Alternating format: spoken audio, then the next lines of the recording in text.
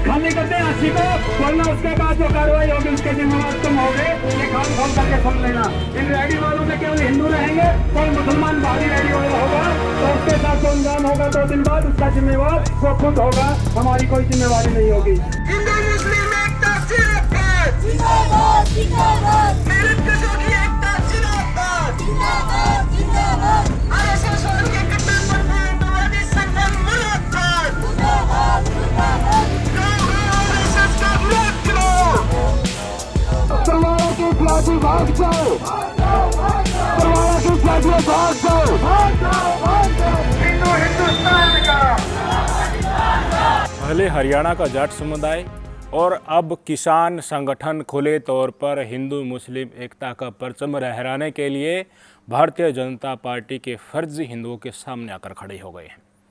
आप सबको पता है किस तरह से नूह में हिंसा भड़की थी। उसके बाद हरियाणा की बीजेपी सरकार दोनों कानों में अंगुली दी बैठे है, आंखों के ऊपर पट्टी बांधे हुए बैठी है और हरियाणा के हर प्रमुख जगहों पर, हर शहर में भारतीय जनता पार्टी के द्वारा पाले गए गुर्गे, बजरंग दल वाले, विश्व हिंदू परिषद वाले तांडव मचा रहे हैं। पुलिस की मौजूदगी में इतने भयंकर समुदाय विशेष को टारगेट करके नारे दे रहे हैं, जिससे सांप्रदायिक सौहार्द पूरे हरियाणा में बिगड़ने की कगार पर आ गया है। आज की ही घटना बताता हूँ। हांसी एक सब पार्ट है हिसार शहर का, वहाँ पर इन्हीं फर्जी हिंदुओं के द्वारा विश्व हिंदू परिषद और बजरंग दल वालों के द्वारा रैली निकाली गई और कहा गया कि सिर्फ 2 दिन का समय हम दे रहे हैं। 2 दिन के अंदर यहाँ जो भी मुसलमान हैं, रेहड़ी वाले या और भी कोई दुकान यहाँ पर चल रहे हैं, वो यहाँ से निकल जाए, नहीं तो 2 दिन के बाद जो होगा उसके जिम्मेदार आप खुद होगे। ये बाकायदा लाउड स्पीकर लगाकर रैली निकालकर शहर में अनाउंसमेंट किया गया और समुदाय विशेष को बुरी बुरी गाली नारों के साथ दी गई। जो नारे बीजेपी के द्वारा दिए गए थे, गोली मारो ठाकुर के द्वारा, वैसे ही नारे दिए गए और राम राम चिल्लाएंगे, वो आपको नारा पता ही होगा। पहले आप ये वीडियो सुनिए, उसके बाद किसानों ने क्या किया वो भी दिखाऊंगा। खाली करते हैं अस्सी को, वरना उसके बाद जो कार्रवाई होगी उसके जिम्मेवार तुम होगे। ये कान खोल करके सुन लेना। इन रैली वालों में केवल हिंदू रहेंगे, कोई मुसलमान बाहरी रैली वाला होगा तो उसके साथ जो अंजाम होगा 2 दिन बाद उसका जिम्मेवार वो खुद होगा, हमारी कोई जिम्मेवारी नहीं होगी। जय श्री राम। देश के गद्दारों को सारे दुनिया जाएंगे, जाएंगे।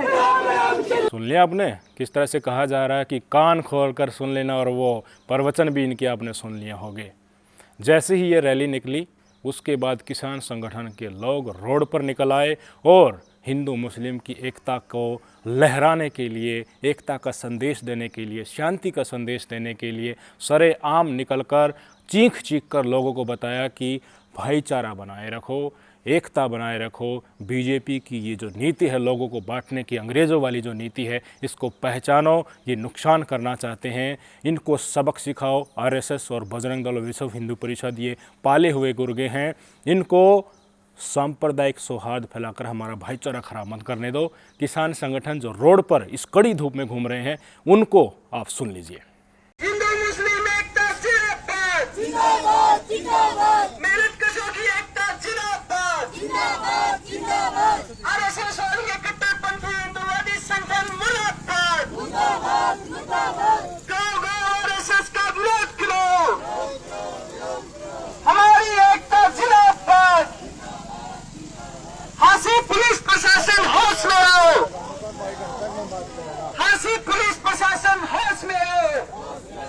ये जो गुंडागर्दी है, संगी तोड़ी करती है, बीजेपी आरएसएस मुर्दाबाद, मुर्दाबाद मुर्दाबाद, किसान मजदूर नौजवान एकता जिंदाबाद, जिंदाबाद जिंदाबाद, हमारी एकता जिंदाबाद, जिंदाबाद जिंदाबाद, हिंदू मुस्लिम भाईचारा जिंदाबाद, जिंदाबाद जिंदाबाद, हिंदू मुस्लिम भाईचारा जिंदाबाद, जिंदाबाद जिंदाबाद, पुलिस प्रशासन होश में आओ, होश में आओ, होश में आओ, देश में जगह जगह दंगे करवाने वाली सरकार मुर्दाबाद, ये संकेत चले मुर्दाबाद, मुर्दाबाद मुर्दाबाद। ये वही किसान हैं साथियों जिन्होंने मोदी सरकार को घुटने टेकने पर मजबूर किया था। इन्हीं किसानों के बैठे थे जो जंतर मंतर पर पहलवान बेटियां जो बैठी थी, जिन्होंने मोदी सरकार को घुटने टेक कर मजबूर किया था, जो ब्रजभूषण सिंह जेल में जाने की कगार पर खड़ा है। हरियाणा का जो भी क्षेत्रीय पार्टी है, बीजेपी को छोड़कर जो भी नेता है, और बीजेपी पे भी एक दो नेता, जो गुड़गांव का एमपी है खुद, वो भी कह चुका है कि हथियार क्या कर रहे थे उस रैली में, जो रैली में शामिल होने के लिए जा रहे थे ब्रजमंडल यात्रा में, उसमें हथियारों का क्या काम है, हथियार क्यों लेकर गए थे आप। और मैंने वीडियो बताया भी कि किस तरह से गोरक्षा के नाम पर लिए गए हथियारों को समुदाय विशेष के खिलाफ फायरिंग करने में इस्तेमाल किया जा रहा है। अभय चौटाला है, क्षेत्रीय पार्टी है हरियाणा की, कांग्रेस पार्टी है, तमाम नेताओं ने, और जिस जेजेपी जो है उप मुख्यमंत्री हरियाणा की जिस पार्टी से है, उन्होंने भी साफ कर दिया है कि सरकार की कमी के कारण, सरकार की सह पर ये दंगे हुए हैं, इसमें आम आदमी का कोई रोल नहीं है। राजनीतिक फ़ायदा लेने के लिए, सांप्रदायिक सौहार्द को बिगाड़ने के लिए ये काम किया जा रहा है। ये नेता ऐसे भाषण क्यों दे रहे हैं, आपको कुछ समझ में आया? इन्हीं किसानों की बदौलत, उन्हीं जाट समुदाय की बदौलत, जिनके बड़े बुजुर्गों ने 2 दिन पहले ही कह दिया था कि हमारे नौजवान तो पढ़ाई लिखाई में ध्यान देंगे, खेलों में मेडल लाएंगे, हम खेत में अपना काम कर कर देश का पेट भरेंगे, हम दंगों में हिस्सा नहीं लेंगे। उसके बाद गुर्जर समाज ने भी और राजपूत समाज ने भी इन फर्जी हिंदू जो भारतीय जनता पार्टी के गोरक्षा के नाम पर सांप्रदायिक सौहार्द बिगाड़कर नूह के अंदर जाकर घुसे थे, ललकार कर, जो चप्पल छोड़कर वहाँ से भागे थे, इनका साथ देने के लिए इन समुदायों ने बिल्कुल मना कर दिया था। हमारा इस दंगे फसाद से कोई मतलब नहीं है, कोई लेना देना नहीं है। हमारा भाईचारा बढ़ा रहे, हम अपने भाईचारे के साथ हैं। जो हमने पहले देखा था एक 2013 में मुजफ्फरनगर वाला कांड, फिर उसके बाद में देखा हमने 2016 में जाट आरक्षण वाला कांड, फिर उसके बाद में देखा हमने 2020 में किसान आंदोलन वाला, अब 2023 में ये महिला पहलवानों वाला, अब उसकी नीचे नीचे एक और ये छुपाया गया मणिपुर कांड। तो सब कुछ आग में झोंकना, तो यही हालत जो है ना, उसको दबाने के लिए एक ये और कांड चला दिया। अब इसमें मेवात का आपस में दंगे फसाद करवा दिए उनके, ये एक बहुत गहरी साजिश है। तो मेरी सभी से ये प्रार्थना है, और मेवाती भाइयों से भी, वहाँ की खाप चौधरी पाल भी, और ये सारी जितनी पाल है वहाँ की, कि आप अपनी भी पंचायत इकट्ठी करके सब भाईचारा ही भाईचारे को बनाए रखें, और भारत के संविधान और इस भारत के लोकतंत्र की रक्षा हमारी और आपकी है। इन चून मंगे भूख मंगे ये तो ये ऐसा ही काम करेंगे, ऐसे ही लगे रहेंगे, इनका तो धंधा है। इन्होंने तो ये है कि भाई किस तरह 7 जन्म तक हमारी सरकार बनी रहे, इससे आगे इन लोगों ने कोई मतलब नहीं है। साथियों, जय छोटूराम, ये हरियाणा में कल बताऊं ये दंगे करवाए हैं, जान माल का नुकसान हुआ है। ये 2024 के चुनाव की रिहर्सल शुरू कर दी है। तो मैं अपने विशेष जाति व जाट कौम के जो जवाना था एक बात कहूँ हूँ, आपने इन दंगिया में बिल्कुल शामिल नहीं होना है। यो काम अंधभक्ता का आग्रह है। हमारी कौम है देशभक्त, हमारा काम है पेट भरने के लिए भाई अन्न पैदा करना, देश की रक्षा के लिए जवान पैदा करना, देश के लिए मेडल लाने के लिए पहलवान पैदा करना, भाई डॉक्टर पैदा करना, इंजीनियर पैदा करना, शिक्षक पैदा करना। ये दंगे फसाद करने वाली कौम और वो है, क्योंकि यह देश हमारा है, हमारा थार हमारा रहेगा। हरियाणा का जाट और गुर्जर समुदाय काफ़ी बड़ी संख्या में हरियाणा की राजनीति को प्रभावित करने का आमदा रखता है। इसी के कारण यहाँ के जो मेन प्रोमिनेंट लीडर्स हैं ना, वो भी अपनी स्पीच में नफ़रत को कंडम कर रहे हैं। और तस्वीर आपने देखी, आज अगर किसान सड़क पर आ गए हैं तो किसानों ने भारतीय जनता पार्टी के जो सबसे ऊंचे शिखर पर बैठे नेता हैं उनसे ही माफ़ी मंगवा दी थी कि मैं देखिए माफ़ी मांगता हूँ, मुझसे गलती हो गई थी, 4 काले कानून वापस ले रहा हूँ।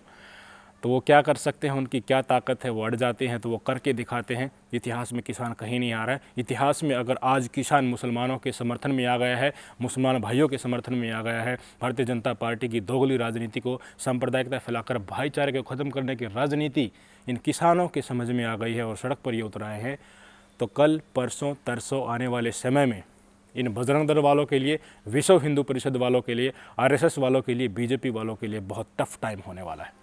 इनको पीटा जाएगा, मैं पहले बता रहा हूँ आपको, शहरों में दौड़ा कर इनको कूटा जाएगा। नूह में तो इनकी कुछ भी कुटाई नहीं हुई थी, असली कुटाई ये जाट समुदाय के लोग, गुर्जर समुदाय के लोग और ये किसान संगठन, ये बड़े बुजुर्ग जिस दिन सड़क पर पूरी तरह से आ जाएंगे। आज तो एक ही घटना मैंने आपको दिखाई है, शाम तक देखना, कल तक देखना, तरसों तक देखना, पूरी तरह से बैकफुट पर खुद भारतीय जनता पार्टी और उनके द्वारा पाले गए ये सांप्रदायिक तनाव और राजनीति तैयार करने वाले जो संगठन किस तरह से भाड़े के जो संगठन हैं, ये बैकफुट पर आपको दिखाई देंगे। ये सच्चाई है। मेरी प्रार्थना है कि कोई भी किसान या मजदूर भाई इनके बहकावे में आकर के हरियाणा प्रदेश का माहौल खराब ना करे। मेवाती मेव भाई हमारे भाई हैं, भाई थे, भाई रहेंगे वो हमेशा हमारी भावनाओं को समझते हैं, हम उनकी भावनाओं को समझते हैं। ये जो कुछ लोग गौ रक्षक के नाम पर कि ये गुंडागर्दी चला रखी है, इनके किसी के घर में गौ नहीं है। ये मात्र एक लूटने का टोला बना रखा है। इनके बहकाव में आकर के हमने हरियाणा प्रदेश का नुकसान नहीं करना। यही के हैं वो जी, साथ ही रहे, हम सदियों से साथ रहे। अब चले जाओ जाट की और मेरे की भाषा आप पहचान ही नहीं सकते। ये हिंदू है, ये मुस्लिम है, एक भाषा है उनकी, एक कल्चर है, एक रहन सहन है, एक सारी बातें। आज की ही बात बताता हूँ, कुरुक्षेत्र में भी इसी तरह के नारे लगाए जा रहे हैं। जिस तरह का मैंने दिखाया ना हांसी में कि 2 दिन का समय दे रहा हूँ, इसी तरह कुरुक्षेत्र में लगाए जा रहे हैं। जिंद में कल लगाए गए थे और हांसी में भी, बरवाला में भी, जो मुख्य जो शहर है ना, टोसाम में भी लगाए जा रहे हैं, टोहाना में भी लगाए जा रहे हैं। जो मुख्य शहर हैं वहाँ पर राजनीति को प्रभावित करने के लिए भारतीय जनता पार्टी पूरे हरियाणा में पुलिस की मौजूदगी में इन संगठनों से आपत्तिजनक नारे लगवा रही है। बंद करो, बरवाला के खिलाड़ी भाग जाओ, बरवाला के खिलाड़ी भाग जाओ, बरवाला के खिलाड़ी भाग जाओ। मेवात कांड का हिसाब दो, मेवात कांड का हिसाब दो, मेवात कांड का हिसाब दो।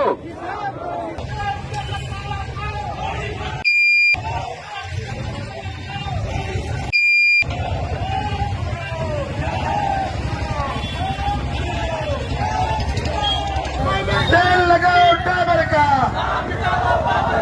तेल लगाओ टावर का, हिंदुस्तान का, हिंदुस्तान का, तेल लगाओ टावर का। और हिंदू वोट बैंक को इकट्ठा एकजुट करने की कोशिश कर रही है, ताकि जो काली करतूत किसानों के साथ, महिला पहलवानों के साथ जाट आरक्षण के समय जो की गई थी उसको लोग भूल जाएं और हिंदू मुस्लिम के मुद्दे पर एकजुट होकर फिर से बीजेपी को सत्ता में बैठा दे। पर हरियाणा में स्थिति साफ हो चुकी है। विधानसभा चुनाव में बीजेपी को इतनी बुरी हार मिलने वाली थी, जो इनको मिलने वाली है, जो इनको सदियों तक याद रहेगी। असल सच्चाई यही है। मुसलमान जहाँ पर कम संख्या में हैं, जो इनके साथ में आकर नहीं खड़े हो रहे हैं, बेचारे रो रो कर कह रहे हैं कि हमें किसी तरह से यहाँ से निकाल दो। कोई फरिश्ता कहाँ पर है? अब ये किसान फरिश्ता बनकर आए थे, 2 दिन पहले जाटों ने ऐलान कर दिया था, उसके बाद गुर्जर समुदाय और राजपूत समुदाय भी आ गए थे। अब विशेष तौर पर जो किसान ही आ गए हैं, तो आप मान लीजिए जब देश का अन्नदाता अपने समाज को भी बचाने के लिए आ गया है, तो ये पीछे नहीं हटेगा। किसानों का ये देश हमेशा से ऋणी रहेगा।